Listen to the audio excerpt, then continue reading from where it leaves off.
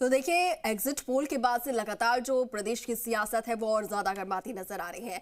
उस पूरे को लेकर हम हमारे सहयोगी शशि मौर्य हमारे साथ लाइव जुड़ रहे हैं, उनका रुख कर लेते हैं और उनसे हम जानने की कोशिश करेंगे। शशि, कल जैसे ही एग्जिट पोल सामने आया है, प्रदेश में एक बार फिर से जो सियासत है उबाल मार रही है। दोनों जो बड़ी पार्टियां हैं वो पूरी तरीके से रणनीतिकार जो है वो कोशिशों में लगे हैं।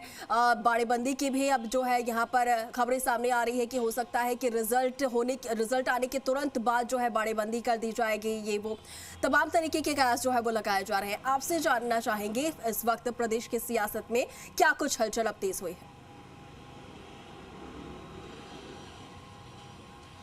देखिए, बाड़ेबंदी को लेकर के कवायद शुरू हो गई है और पिछले 5 दिन से ये कवायद चल रही है।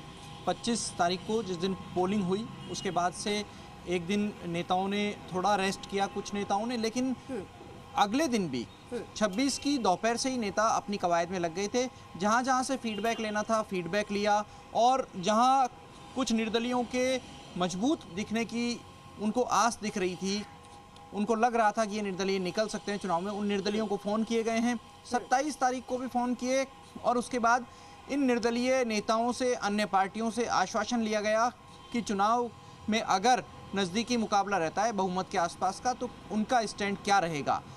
दरअसल कांग्रेस पार्टी की तरफ से भी फ़ोन किए गए हैं, बीजेपी की तरफ से भी फ़ोन किए गए हैं, पार्टी के वरिष्ठ नेताओं ने फ़ोन किए हैं। हालांकि जो निर्दलीय प्रत्याशी हैं वो बहुत ज़्यादा खुल कर के नाम नहीं बता रहे हैं, लेकिन इशारों में इस बात के संकेत दे रहे हैं कि उच्च पद पर बैठे जो लोग हैं, बड़ी जिम्मेदारियां जिनके कंधों पर हो सकती हैं दोनों पार्टियों में, ऐसे लोगों ने फ़ोन किए हैं।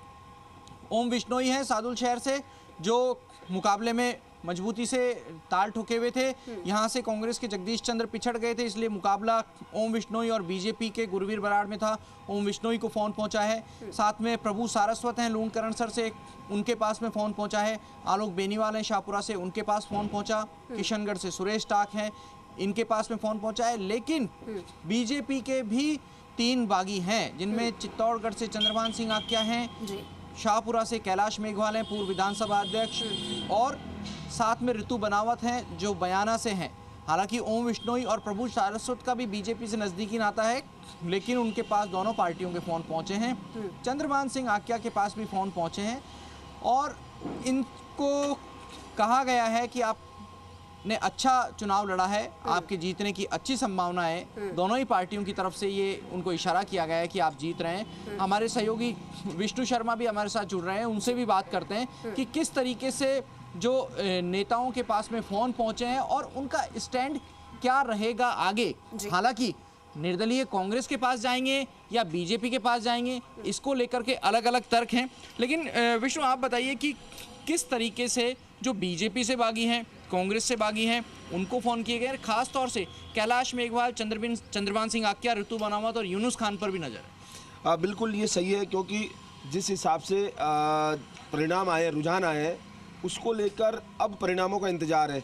अगर पूर्ण बहुमत नहीं मिलता तो निर्दलियों पर नज़र रहेगी, और इसी से पहले से तैयारी शुरू कर ली गई है। लगातार दोनों ही पार्टियां निर्दलियों से बात कर रही है। निर्दलीय हो चाहे जो तीसरे जो मोर्चे के जो फ्रंट है, थर्ड फ्रंट, उसके नेताओं से बात करना शुरू कर दिया है। किसी थर्ड फ्रंट के नेताओं में भी माकपा की सीटें आती दिख रही हैं 3 के करीब। माकपा तो वैचारिक रूप से बीजेपी को समर्थन देती नहीं दिखती है।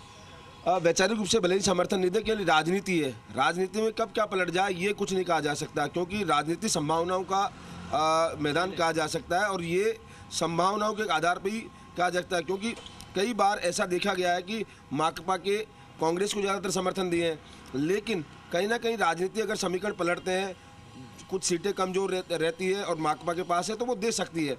हालांकि ये संभावनाओं पर विचार है।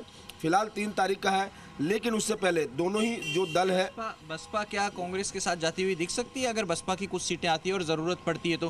क्योंकि जिस तरीके से पिछले 2 टर्म देखी है, आप 2008 का टर्म, 2018 का टर्म, बसपा के विधायक दल का जिस तरीके से विलय हुआ, उसको लेकर बसपा को ये संभावनाएं कम जाती है। क्योंकि पिछले दिनों जो बात हुई थी संभावनाएं, तो वो संभावनाएं कम है, क्योंकि बसपा के साथ 2 बार धोखा हुआ। दोनों बार जो बसपा से जीते हुए 6 विधायक जीत के आए, वो हाथी को हाथ में मिला लिया, यानी पूर्णतया विलय कर लिया।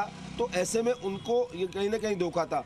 और इस बार भी जब बसपा ने प्रत्याशी घोषित किए तो उनके नॉमिनेशन या नामांकन के दौरान भी उनके नाम बीजेपी या कांग्रेस के प्रत्याशियों के समर्थन में वापस ले लिए गए। कुछ प्रत्याशी बसपा छोड़कर घोषित हो चुके थे और उसके बाद दूसरे दलों में चले गए। तो ऐसे में कहीं ना कहीं बसपा आशंकित है, लेकिन बसपा संभवतः कांग्रेस को समर्थन नहीं दे, क्योंकि ये पहले कहा जा चुका है। हालांकि नेता है, मैंने जैसा भी बताया कि बात संभावनाओं पर है, पलट सकते हैं, लेकिन फिलहाल ये है कि जो कांग्रेस को समर्थन देने की बात कम ही सामने आ रही है। देखिए, बहुजन समाज पार्टी के भी कुछ प्रत्याशी ऐसे हैं जो दौड़ में, सादुलपुर से मनोज नांगली हैं, धौलपुर से रितेश शर्मा हैं, और इसी तरीके से आपका खेतड़ी है, वहाँ से घुमरिया है, मनोज घुमरिया। ये ऐसे प्रत्याशी हैं जो नज़दीकी मुकाबले में हैं, उनकी मौजूदगी ने ही इन सीटों पर त्रिकोणीय मुकाबला बनाया है। अब कौन से त्रिकोण की लंबी ज़्यादा लंबी होगी तो उसके ऊपर निर्भर करता है हार जीत।